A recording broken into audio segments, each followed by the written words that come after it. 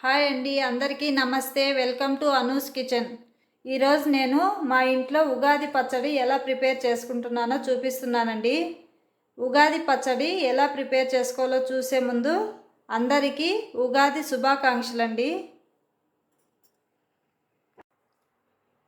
ఉగాది పచ్చడి ప్రిపేర్ చేసుకోవడానికి ఇక్కడ నేను తీపి కోసం కొద్దిగా బెల్లం, చేదు కోసం కొద్దిగా వేప పువ్వులు, పులుపు కోసం కొద్దిగా చింతపండు, ఉప్పు, కారం కోసం మిరియాలు, వగరు కోసం మామిడి పిందెలు తీసుకుంటున్నానండి. మామిడి పిందెలు అయితేనే వగరుగా ఉంటాయండి, కాయలు అయితే పులుపు వచ్చేస్తాయండి.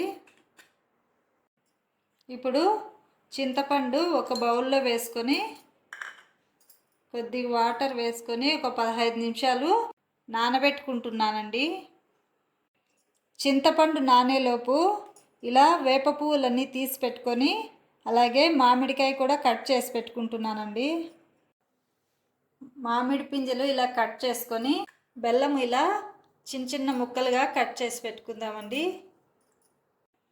మిరియాలు రోట్లో వేసుకొని దంచుకుందామండి. రోల్ లేని వాళ్ళు మిక్సీలో అయినా గ్రైండ్ చేసుకోవచ్చండి. ఇలా మెత్తగా దంచుకొని ఒక కప్లోకి తీసుకుంటున్నానండి. ఇప్పుడు చింతపండు నానిపోయిందండి. చింతపండు బాగా ఇలా కలుపుకొని పిప్పి అంతా తీసేసుకుందామండి. ఇవన్నీ ఇలా రెడీ చేసుకున్న తర్వాత ఇప్పుడు ఒక బౌల్ తీసుకొని చింతపండు పులుసు వేసుకోవాలండి. అలాగే మామిడికాయ ముక్కలు,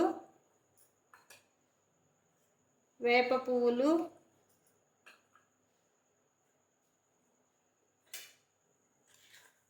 ఒక స్పూన్ మిరియాల పొడి,